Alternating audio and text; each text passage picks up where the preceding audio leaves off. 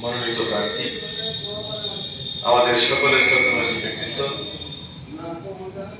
দেশের চিকিৎসা জগতের অন্যতম প্রতিকৃত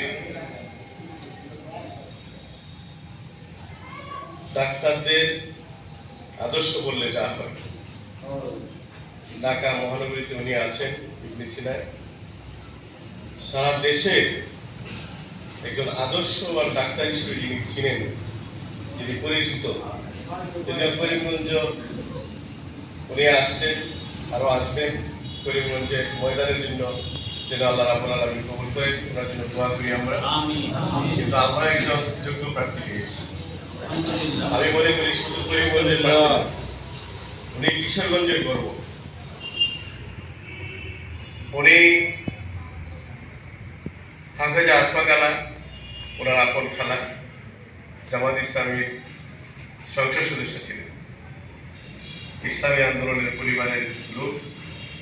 আল্লাহ রাব্বুল আলামিন যেন এই করিমগঞ্জের মাটি ও মানুষের জন্য, আল্লাহর দ্বীনের জন্য এবং আগামী দিনের জাতীয় সংসদের জন্য ওনাকে কবুল করে সর্বদা।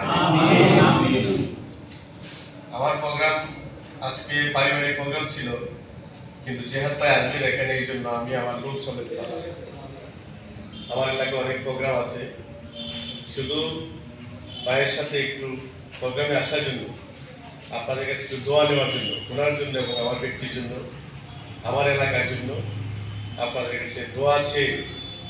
বিশেষ করে ইটনামিদ এবং অষ্টগ্রামে যাদের আত্মীয় স্বজন আছে, পরিচিত আছে, আপনারা আমার জন্য, আমার সংগঠনের জন্য আপনারা প্রাণ করে একটু দোয়া করবেন।